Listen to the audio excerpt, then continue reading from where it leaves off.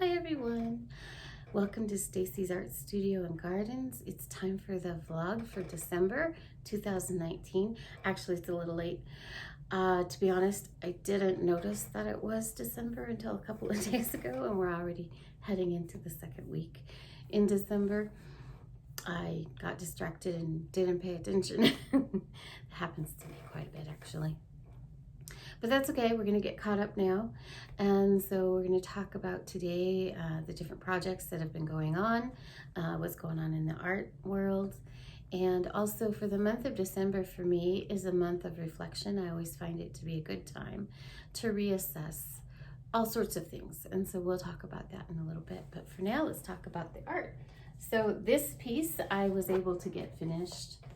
This was the piece that I had started to do it in acrylic, and then it was during the time that I was transitioning into oils, and I decided to just go ahead and redo it as oil because I really realized how much I love working in oils.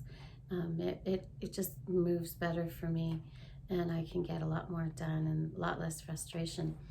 The biggest concern for me was to make sure that I didn't have products in the home that would bother or make my kiddos sick.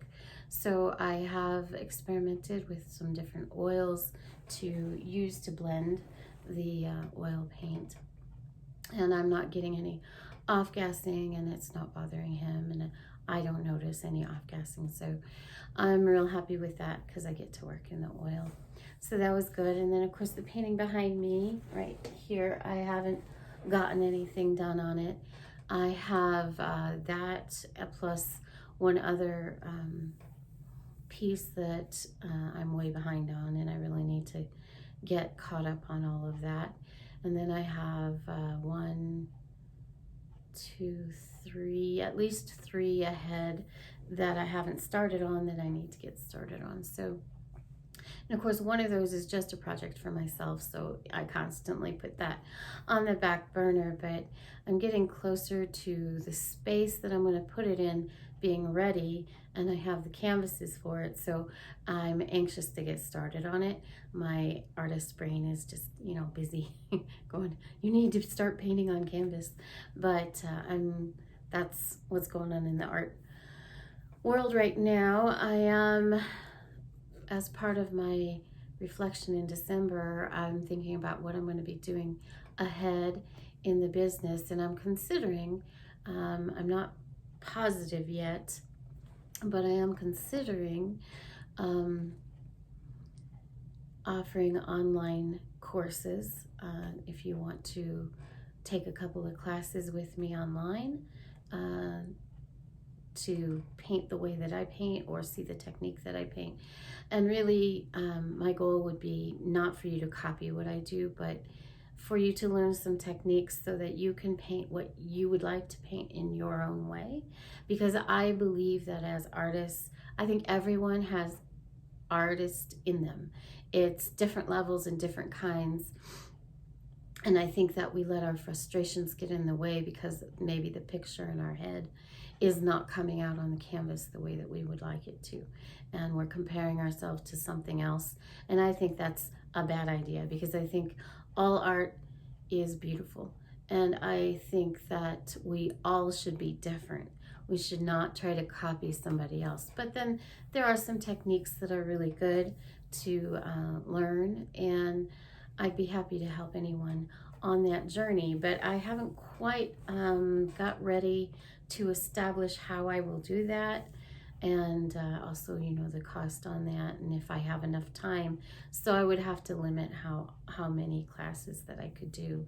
But I've been thinking about that, and I just thought I'd bring it up today, and we'll kind of over the next few months kind of hash it out and see if it's something anyone would like to do.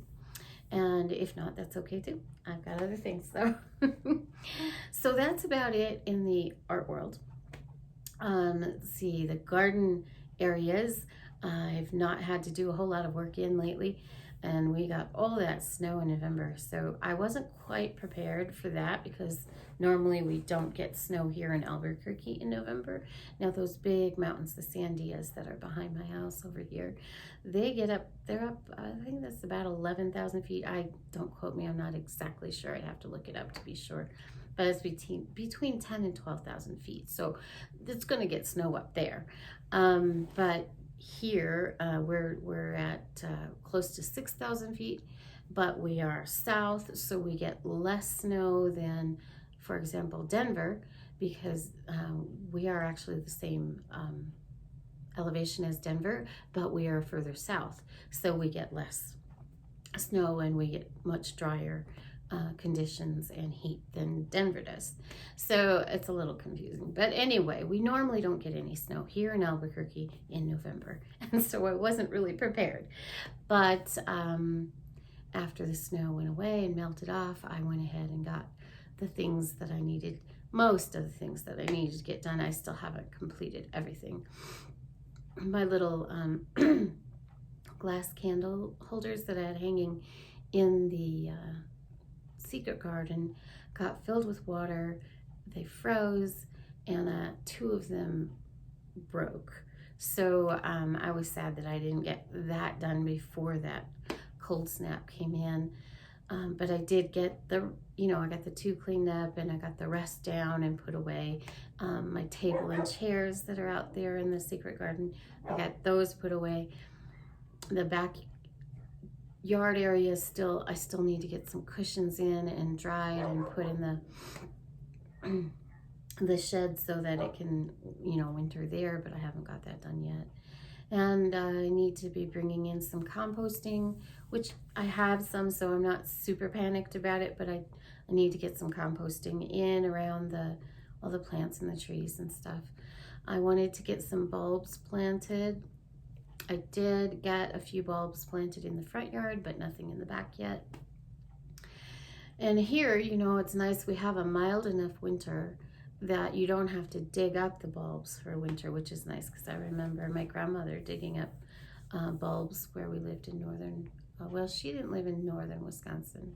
She lived in southern Wisconsin. We lived in northern Wisconsin, but she still had to dig up her bulbs for the winter and put them in the cellar. But thankfully we don't have to do that here.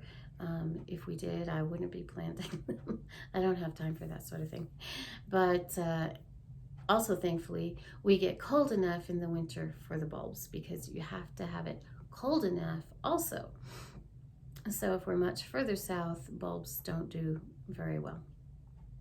So I have a few put in. I've got some tulips and some hyacinth in, and we'll just see if they come up or not. But I figured it was worth the risk, and I'd like to put some more in the back, but I haven't gotten to that yet. So we have some things going on to still finish. My next project out in the back is all the big lumber that came out of the master bedroom. Let me explain. I'll back up and explain that. So remember I had all the fake brick and big beams up on the walls, and I really did love that, but hubby didn't love it. And so I wanted to make sure he loved something too. So we found a really good compromise between the two of us. So it's nice to find that happy medium where we're both really happy style-wise. He doesn't care for the dark colors. He likes really light colors. He didn't care for the brick or the old beams. He likes the beams, but he didn't like the really old beams. So I pulled out the old beams, I pulled out the brick, and I put up shiplap and new beams, and then did the coffee staining on the new beams. And he likes that very much. But my old beams are not going to go to waste, so they're going to the next project, and that's going to be in the kiddos' courtyard. And I'm real excited to get started on that. We're going to be making a pathway, and then we're going to put those old rafters down on the sides so that he has some planting areas. He would like to put in some sunflowers every year, and they're really easy to grow. They're really cheerful, they're really big, and they attract a lot of birds. And one of his goals is he would like to attract crows in his part of the yard. Crows are such cool critters. I tell you, I think they're a fascinating animal, and they're super smart, and they're really funny too.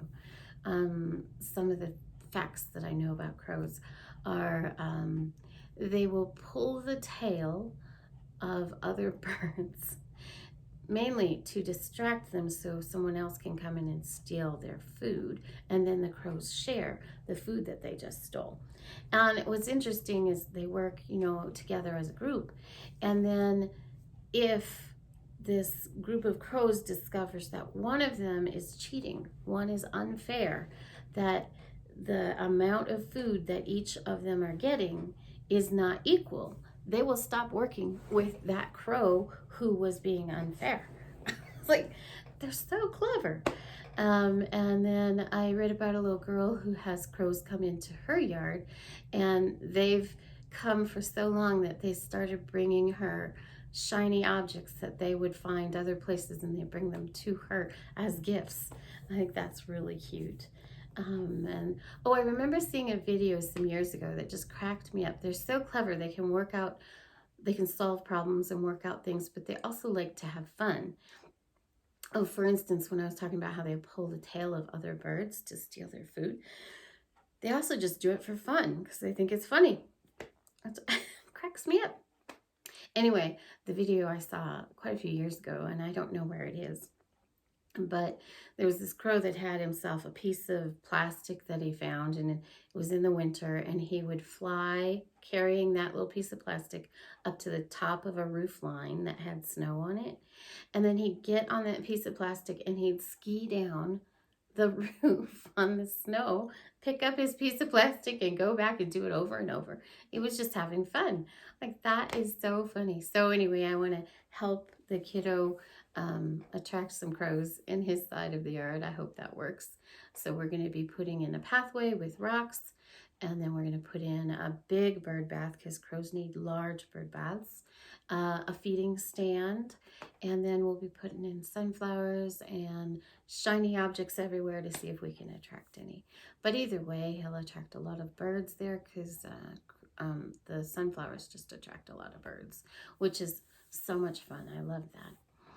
So that's about it in the garden areas. I'm really happy with my wood storage solution that I had, my firewood storage in the front.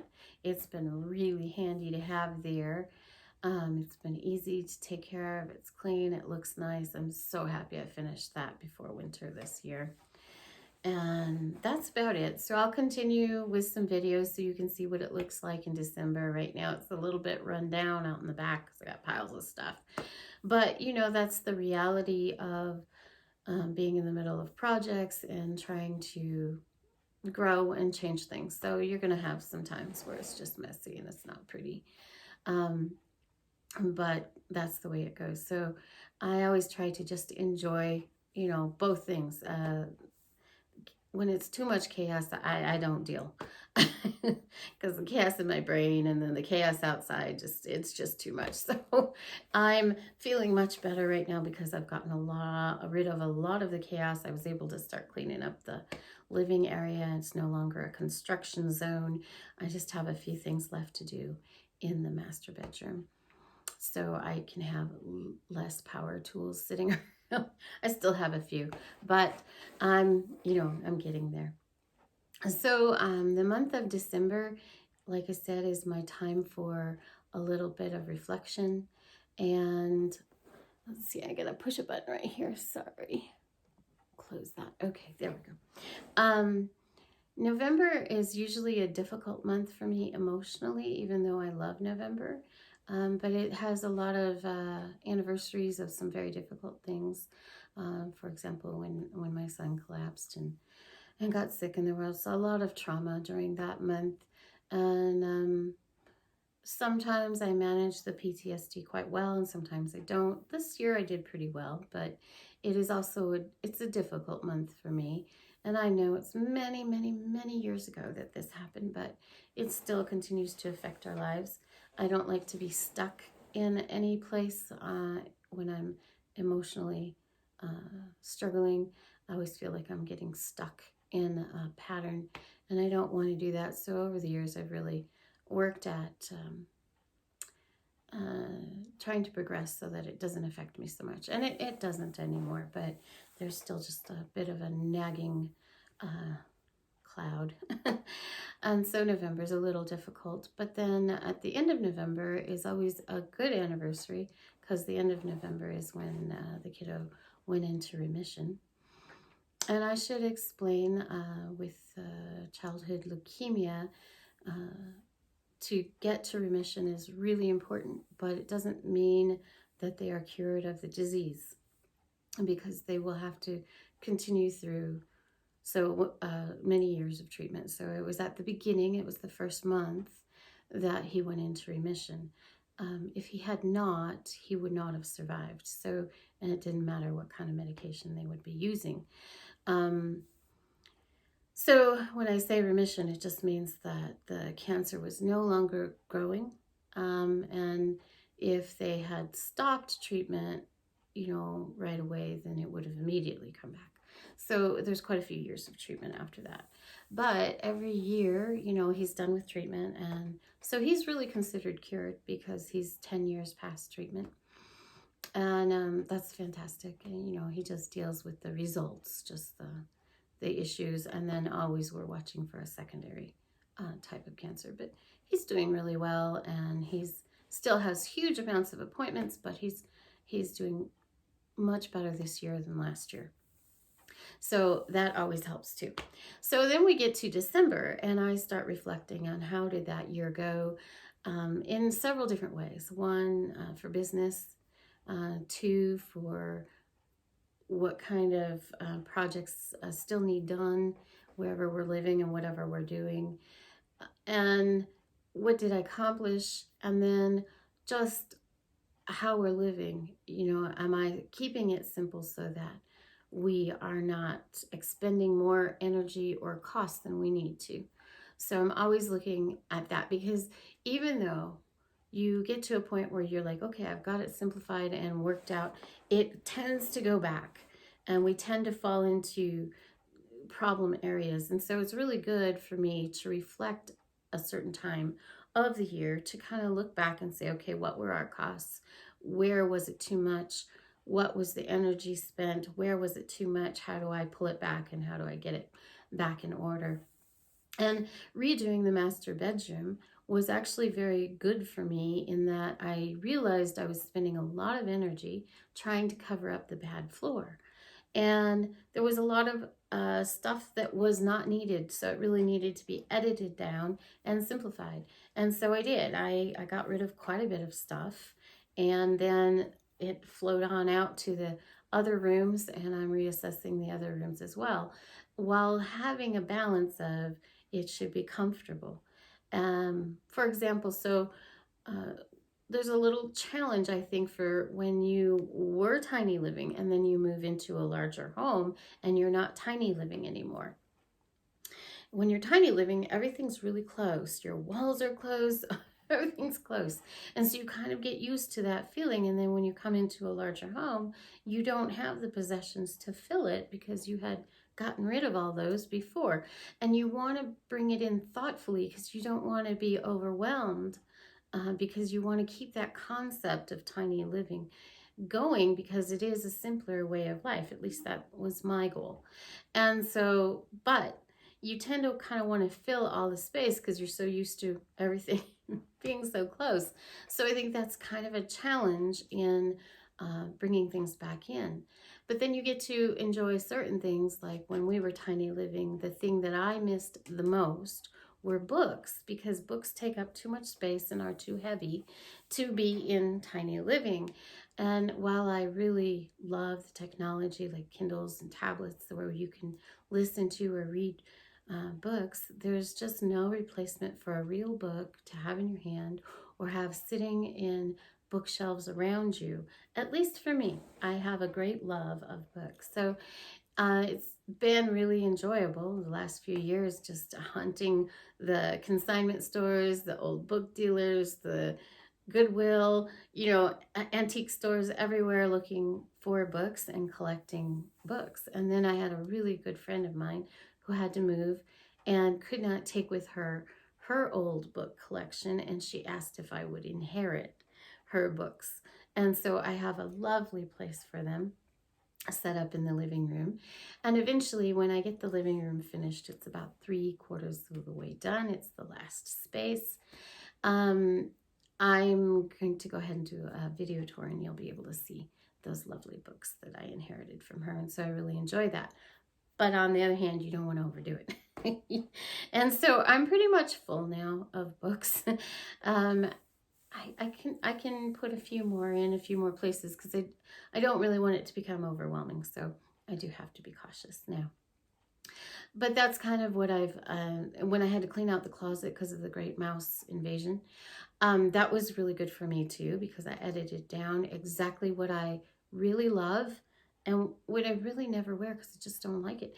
It may be nice, it may fit good, I just don't like it. So there's just no reason to have it taking up space, because there's two things that happen. One is there's the cost of purchasing more stuff and bringing it in, and the other is taking care of the stuff that's here.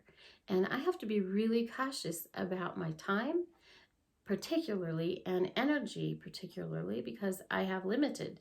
And so I want to make sure that it's really focused on the things that I enjoy and need to get done. And so cleaning out that closet and reworking the closet was really great. Same with the bedroom. I'm so happy to have the floor changed out. So in a way, the great mouse invasion turned out to be a good thing. And now we're prepared for the next fall. It's funny, this home that we are in now is the most sealed, closed up home we've ever lived in. And it's also where we have the most mice get in. So they must know a good thing when they see it, I guess. Mice are smarter than they look. But I think I've sussed it out and figured out how to keep them out. Every year, every fall, if you live on a farm or you're in the country, or like us, we're not in the country, but we are against the petroglyphs, you're going to have mice trying to get into your house in the fall. That's just what they do. It's their habits. So we have to kind of be prepared for what they're up to. Anyhow, this past year, I think, was a really big, many changes for me. I started doing all these videos, and I really wasn't sure what the goal of that was. And over this year, it's been kind of transforming for me, because it's kind of shown me what it is that I do and like to do. And I've found kind of a niche of where I'm at. And I think everybody should find their own niche of where they're at. As I've talked before on some of my vlogs, is that I'm really a country girl at heart. I'm a mountain girl. I'm a traveler. But I find myself in a place where I'm in a city. I'm not in the country. I'm not in the mountains. And I'm not traveling. And so these are adjustments that I've had to take into account. And what has been really great over the last year is I've discovered I can take all those things that are me and create a new thing. And that is living in the city and keeping all those pieces, and maybe showing someone else who's in the same situation, who would rather be a homesteader, or they would rather have a farm, or but they physically can't do it, and they live in the city and they have a little plot of land. How do we become a city farm girl or a city farm guy? How do we work things like a homesteader would within the confines of requirements in a subdivision or in the city? For example, I can't have chickens. That's against the laws here.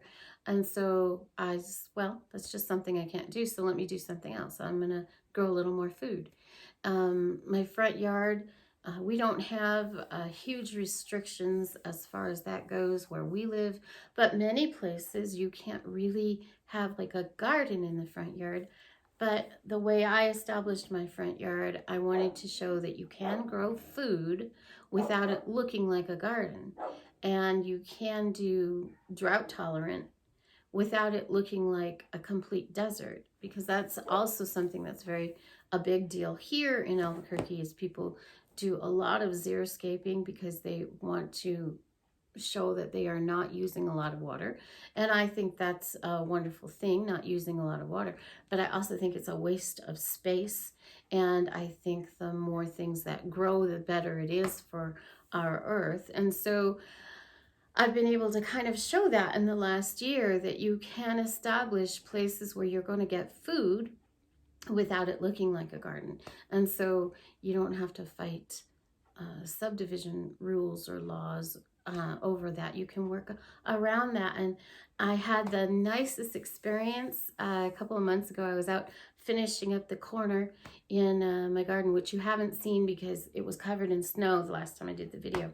But a neighbor walked up to me I hadn't met before, and he told me how much they appreciated all the stuff that I had done in the front yard and how that helped the community in the area.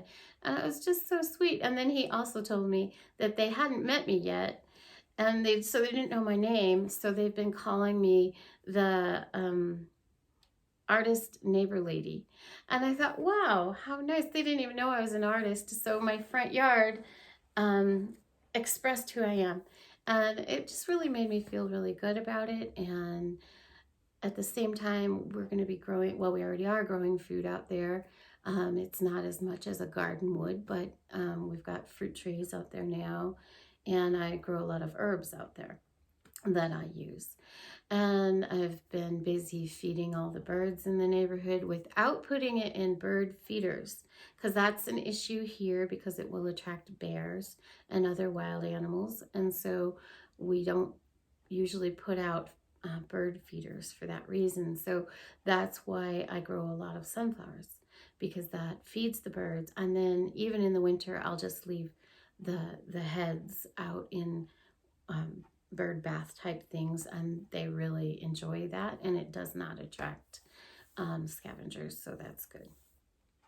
So yeah, the last year has been really interesting for me. It hasn't just been about art, but it's I've included all these other things that I love to do, and it's more rounded out. And I hope you guys have enjoyed the channel and my yammering. The other thing I thought I would mention is I don't edit any of my videos because I really don't have time for that. So sometimes the video is very raw at the moment. I look at YouTubers and I see their videos and I think they're amazing. You know, they use drones and they use different cameras and they have great sound and all that. But they also have to spend a lot of time working on that. And I don't have that kind of time. So sometimes I have to do a couple of takes. Because like yesterday I was doing this video and I had a big coughing fit in the middle because I swallowed some kind of sawdust. so I decided, well, I'm just going to redo it today. But yeah, don't edit. I did get a little better camera on my phone, and I think it'll be a little better this year coming up. But I really appreciate that you've been along on this really interesting journey for me this year. And I look forward to the next one in January. On the vlog, we'll discuss, you know, different things that will be happening in the year. And of course, you know, we have the goal of what we're going to do in the next year, but life tends to surprise you and you've got to make a jag where you were going a jig. So, you know, but that's okay. You just got to learn to dance a little faster sometimes. But anyway, thank you again for listening to me yammer on and wander around my gardens and do some painting. And we will be doing more videos and painting as well. So you guys have a great day out there. I hope you're getting snow if you love snow. If you don't, I hope you get a beach to sit on. I love both. I would do both. Go to the snow, go to the beach. If I could get away with it, I would. You guys have a great day. Bye.